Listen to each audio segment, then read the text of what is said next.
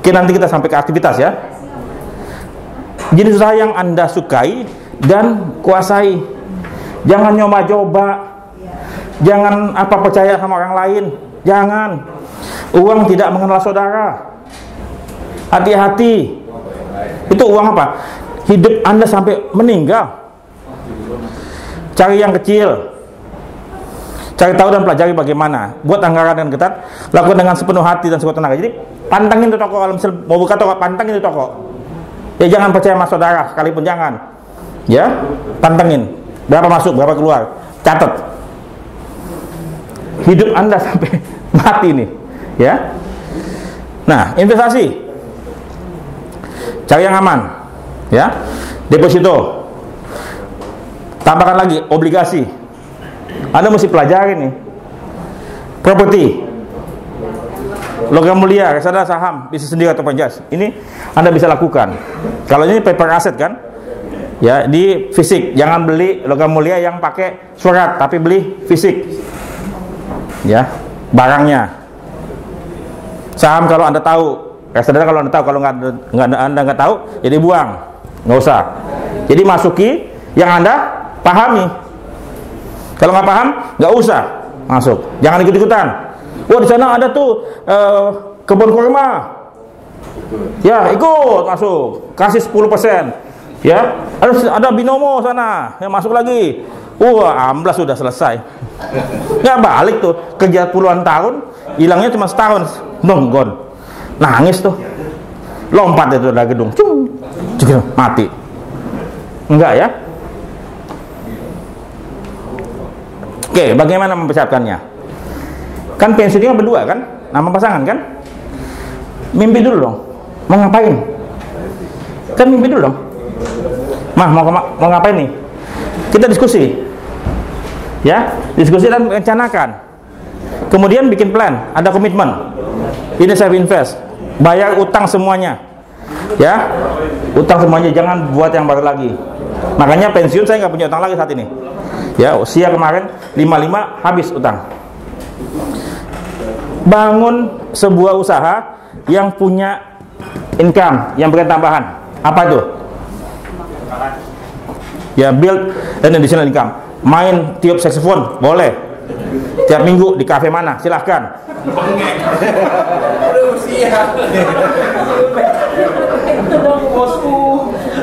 Makanya latihannya tiup balon. Habis itu, setelah itu apa? Dilihat bagaimana perkembangannya. Ya, kalau misalnya mencapai target bagus, kalau enggak ya kita apa? Adjust. Ini siklus nih. Musim 2 tuh. Ini suatu patokan aja, tapi Anda bisa bikin sendiri. Tapi apa? Berdua ngomongnya. Karena istri Anda bukan asisten. Istri adalah partner. Ya, partner hidup Anda. Semua hidup. Makanya kalau punya partner cukup 1, jangan 2 atau 3. Ya, pusing. Pusing.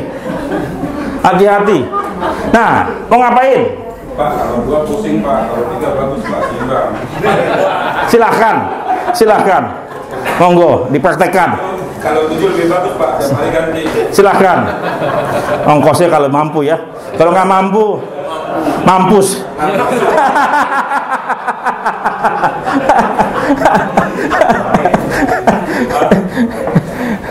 Oke, mau ngapain? Anda tulis tuh. Anda tulis. Apa Anda mau ngapain masa pensiun? Tulis. Silakan tulis. Bisnis ini ya. Apa? Kegiatan harian. Rutinitas. Bisnis atau apapun, rutinitas. Memainin golf tiap hari boleh. Terserah. Tulis aktivitas apa? Supaya nggak bingung. Coba kalau misalnya pagi-pagi bangun masa pensiun, mau ngapain gue ya? Kalau bingung mau ngapain tiap hari, pusing bingungnya tiap hari. Matinya masih usia 70 tahun. Kasihan nggak tuh? Kasihan loh. Kasihan malaikat Pak. Nungguin ya. Nggak mati-mati. Tiap pagi jam 6 bangun, bingung. Aduh lagi deh. Kasihan loh. Tapi yang untuk lebih muda Pak. Aduh. Silakan kalau mampu, kalau nggak mampus loh. Dia cuma BDS doang. Ya Pak Majelis. Tolong tulis. Kalau tulis apa yang Anda ingin lakukan, tulis. Kalau Anda tidak ingin lakukan apapun, silakan. Ini hidup Anda kok. Ya. Saya mau buka kedai kafe, kopi. Tiap hari mau ngopi. Ya, dagang kopi. Silakan. Jadi tiap pagi apa? Ada yang dituju. Ya. Oh, tiap pagi saya mau jogging. Boleh. Tapi setelah itu ngapain? Kan kita masih melek sampai jam 8 malam kan? Masa jogging terus sampai pagi sampai malam? Mau ngapain? Pagi jam sekian mau jogging. Habis itu mau kemana? Mau ke apotek? Mau ke apotek terus setiap hari? Mau ke kebun? Boleh punya kebun. Ya. Kalau mau ke kebun, kira-kira terbiasa nggak Pak ya? Apa? Kalau mau ke kebun, dengan kondisi yang kita alami seperti Makanya latihan dipersiapkan. iya, Siapkan. Pak, pertanyaan saya belum siapa. awalnya ke Mesir. Oke. Pemayu, dia lupa kalau dia punya kebun. Oke. Mas Helmi apa? Ngapain? Apa? Mau ngapain? Aktivitasnya? Masa mau jadi jasa terus? Nggak kuat, nanti survei-survei nggak kuat loh. Betul nggak kuat? Nah, mau ngapain nanti udah tua? Setelah nggak jadi jasa lagi? Jadi TA aja Pak. TA? Tiap hari ke kantor? Enggak, di rumah. Di rumah? Ngapain di rumah? Ngayal Pak. Kita tarik uang ini. Hah? Ngapain di rumah? Motor boker. Habis deh tuh. Kamu terus apa? Hah? Ambil pelatihan sih Pak. Ambil apa pelatihan? Iya tapi masa pelatihan terus? Enggak mungkin tiap hari ya. Kan yang apa? Sosialisasi. Bisnis apa? Mau bikin bisnis apa? Pastry. Hah? Ya tulis mau bikin usaha pastry. Ya, tulis itu doa kamu loh. Ya, mau bikin usaha pastry, mau bikin bakery, ya, bake and pastry, and coffee. Jadi tiap hari apa? Wah, saya mesti buka. Kenapa? Anda akan senang. Kenapa? Anda akan buka lapangan pekerjaan buat orang lain. Senang nggak? Wah, pastry. Ya, ngelap-ngelap sendiri apa-apa. Itu fisik kan? Untuk apa? Latihan fisik. Kita tetap apa? Bersosialisasi sama orang lain. Dan bisa apa? Mendapatkan income. Enggak? Disiapkan. Nah, aktivitas, hobis. Apa hobisnya? Ya. Sport, seks. Boleh. Boleh nggak seks? Boleh. Masih kuat di tiga. Di pakai lidi, diberdiri. Harapan hidup. Berharap hidup. Mau musik? Boleh musik. Mau baca? Tiap hari ada yang hobi baca kan? Ada, ya. Mau bisnis? Silakan kalau bisnis. Ya habis nih.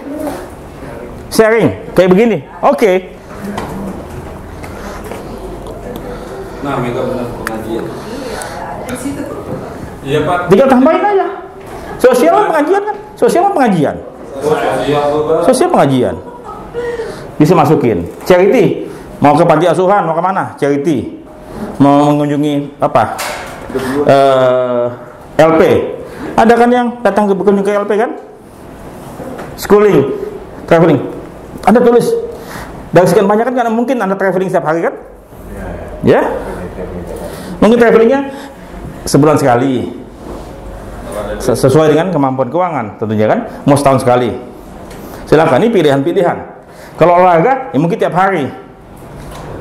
Kalau Mas Wahyu mau nge-seks, tiap hari dia boleh, silakan. Tiap hari bisa pergantian. Kita lagi kan nyerah. Oke, tadi saat ini Anda mau tinggal di mana nanti setelah pensiun? Tulis. Mau tinggal di mana? Tadi kampung, tulis kampung, jalannya, RT, RW. Rumah. Ya rumahnya di mana? Tinggal di rumah mantu aja Pak. Di mana? Di kota mana? Kan ada yang suka, saya pengen tinggal di Salatiga. Dapat 7. Salah 3. Dapat 7. Bukannya salah 3 Pak. Ya, di kota mana tulis? Di rumah sendiri kah? Atau di rumah anak atau menantu atau di rumah Pantireda? Anda tulis ya. Ponti Jompo. Oh, Panti Jompo. Om Tema. Timbangnya Di panti ya. Panti Nah. dia.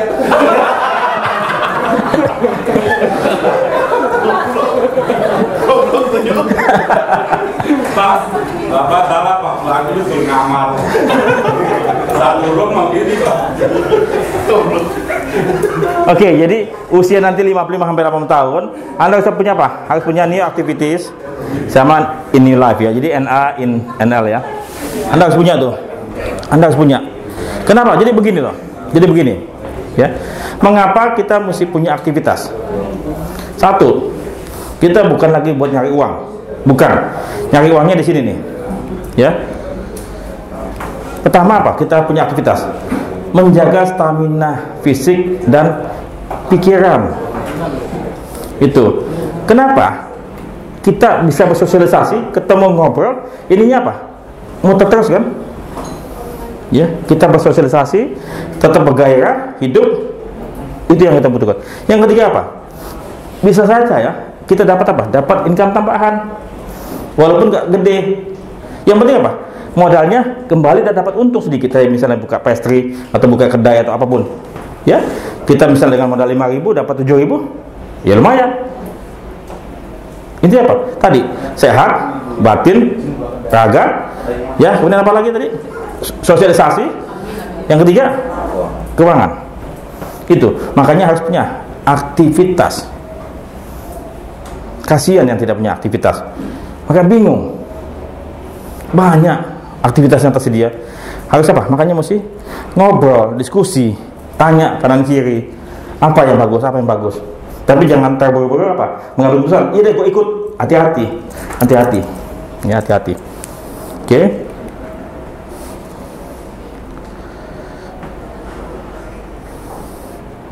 Nah, misalnya tadi mau bikin pastry Mbak, ya, mesti disiapkan. Mungkin karena tadi suka, bagus. Tadi kan suka dan menguasai, itu modal utama. Siapkan, bikin apa pastry-nya, kan banyak pastry kan? Bikin kue apa? Ya, di mana? Apa bikin saja atau bikin dan buka toko? Bisa kan? Ada yang bikin pastry cuman naruh kan, drop. Mau kayak gimana? Perlu modal berapa? Siapa yang diajak kerjasama? Pikirkan, direncanakan. Kalau misalnya boleh, sebelum usia pensiun sudah mulai jalan. Ya, sebelum usia 55 itu sudah mulai jalan di usia 50 sampai 51. Sehingga bisa apa? Masih bisa mengoreksi bila mana terjadi kesalahan. Jangan dimulai usia 55. Ya, kalau bisa mulai sedini mungkin.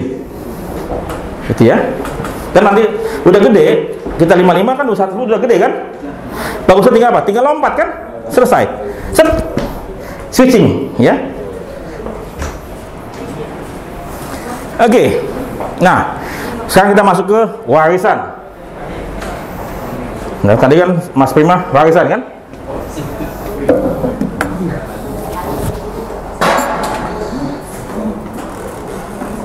Kopi. Bewek.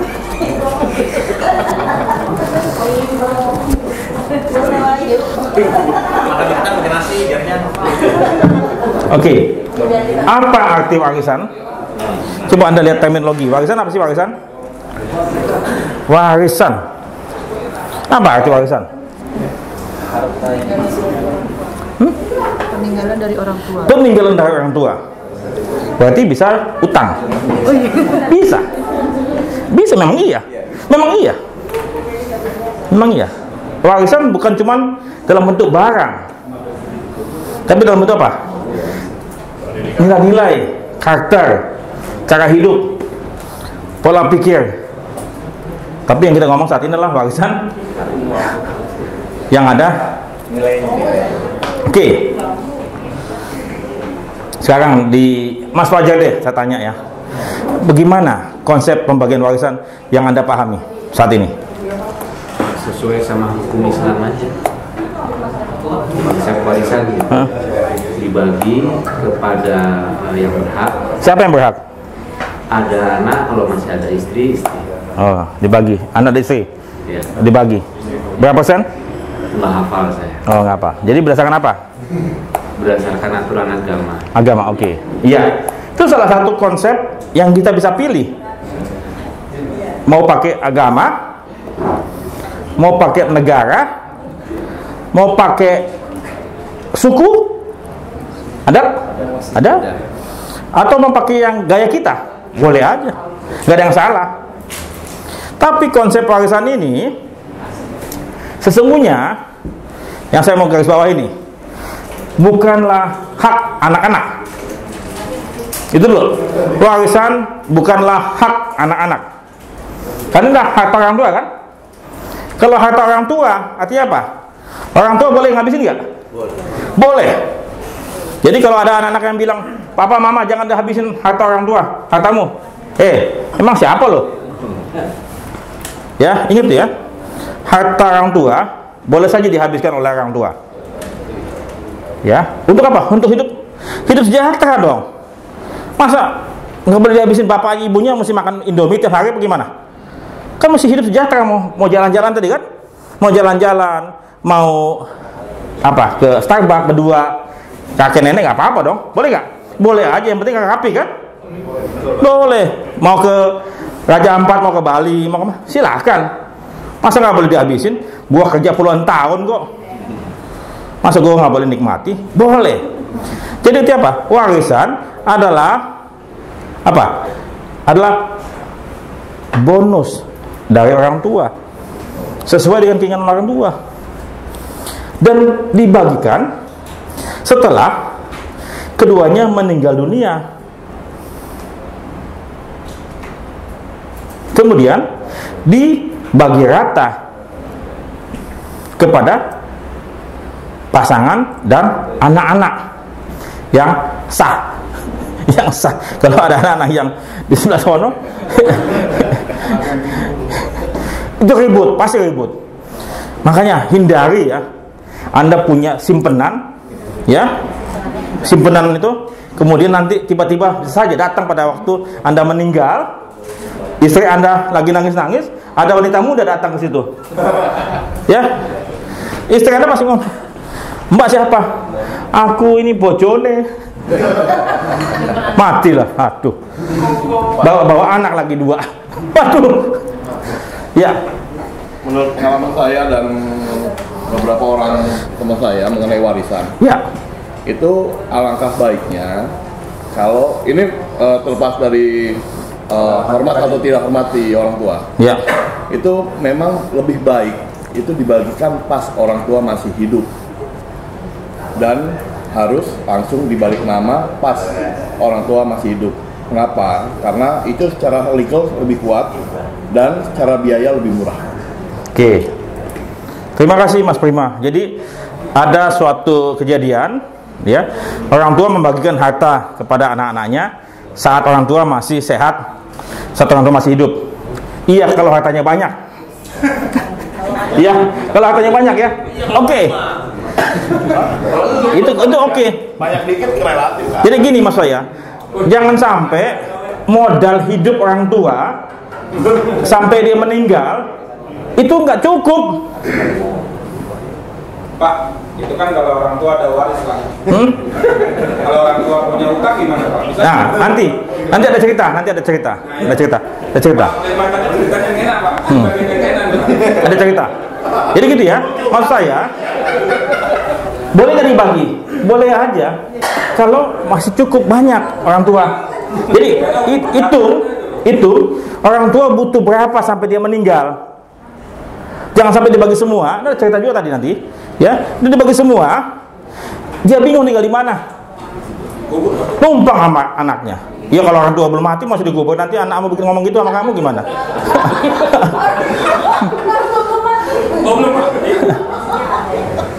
Oke. Nah, ini cerita waris ya. Ini cerita nih. Jadi ada orang tua kaya raya, pengusaha di Singapura, ya, usia 70 tahun lebih, ditinggal istrinya. Ya, jadi dia punya anak tunggal laki-laki. Dan dia punya calon mantu yang baik hati. Jadi orang tua ini punya usaha, punya perusahaan, punya aset segala macam. Dia berpikir, udahlah supaya nggak pusing, gua hibahkan warisan pada anak tunggal gua. Oh, anak gua pasti rawat gua, menantu gua baik ini. Dikasih semuanya, dikasih. Setelah menikah, tuh menantu berubah, jutek, judes. Padahal yang punya duit siapa? Bapaknya kan. Tapi karena sudah dipindah tangankan kepada anaknya dan menantunya merasa itu uang dia, berubahlah. Ya, bapaknya nggak diperhatikan lagi. Alhasil apa? Sedih bapaknya. Dan kemudian apa? Sangat diabaikan, dicuekin. Bapaknya merasa kesal dan merasa menyesal. Akhirnya apa? Bapak itu keluar dari rumah. Dia menggembel. Daripada katakanlah dihina-hina, tidak dipandang oleh menantu dan anaknya, ya anaknya berubah karena istri. Akhirnya dia menggembel di pasar, sebuah pasar di Singapura. Ya. Kemudian rekan usahanya dari Indonesia datang beberapa tahun setelah itu, lusuh, udah lagi ke gembel tadi ya. Tuh rekan usahanya datang, ini kayaknya Mister ini kan, itu bapak itu, sebentar, bapak bukannya Mister ini, wrong, no. Dia penasaran, dia panggil teman-temannya yang lain, benar apa enggak? Malu, menangis, menceritakan semua kejadiannya. Teman-temannya itu baik. Dia laporkan ke pemerintah Singapura. Dan akhirnya Lee Kuan Yew mencabut, memindahkan kembali harta anak-anaknya kembali kepada orang tua. Dan membuat aturan anak-anak wajib memelihara orang tuanya. Ini makanya mengapa jangan dibagi habis. Kalau masih ada, boleh sisihkan buat kehidupan mandiri. Ini cerita, ya.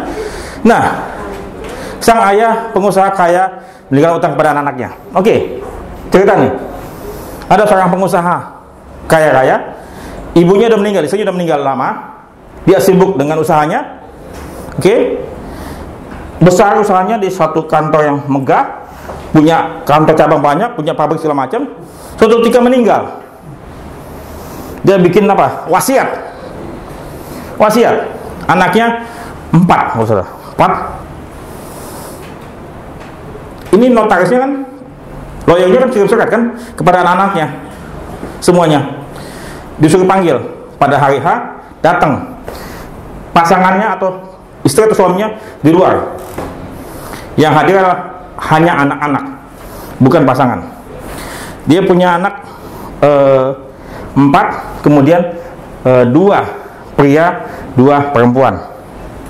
Dibacakan, anak-anakku yang terkasih, saat ini saat kalian mendengarkan surat yang dibacakan, ayah sudah tiada.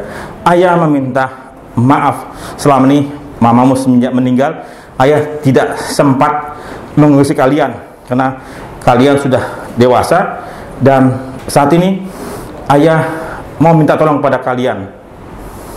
Ayah saat ini meninggalkan utang sebesar sekian puluh miliar. Ayah meminta tolong kepada kalian untuk membayarkan semampu kalian, yang nanti pengacara akan menuliskan. Ayah berharap kalian bersedia untuk membersihkan nama baik ayah. Oke? Kemudian diberikan waktu kepada anak-anak oleh pengacara tersebut. Silakan Anda pulang, Anda diskusi dengan pasangan Anda kembali lagi 1 minggu dari hari ini.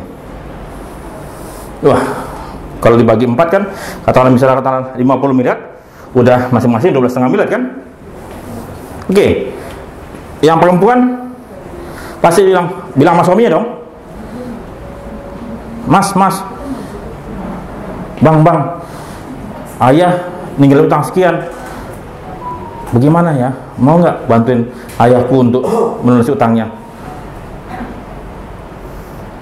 Ceritanya tidak ada yang mau, cuma satu yang mau, si bungsu yang belum nikah, laki-laki. Ya dipanggil ke pengacara, datang. Yang pertama laki-laki, ya. Mohon maaf, ayah selama ini tidak pernah dekat dengan saya, dan ayah selama ini tidak pernah meninggalkan sesuatu apapun. Saya tidak bersedia untuk membayar utang ayah. Oke, tanda tangan.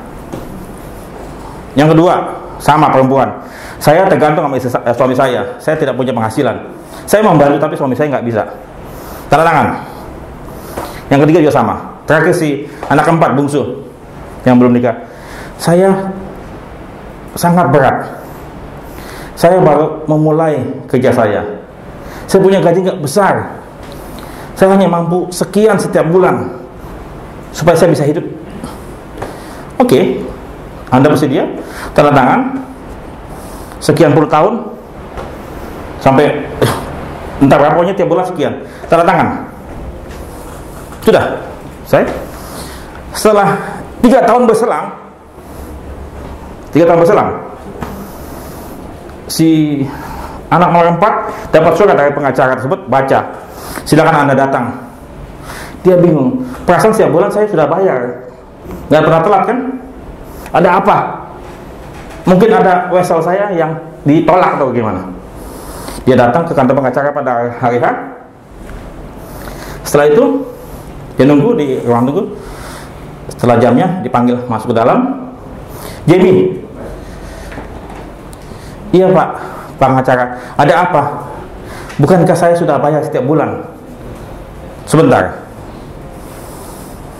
kamu duduk, kamu diam, dengarkan.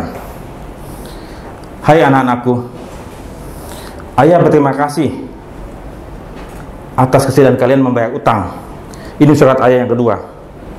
Sesungguhnya ayah memang punya hutang 50 miliar, tapi ayah masih punya aset sebesar 500 miliar.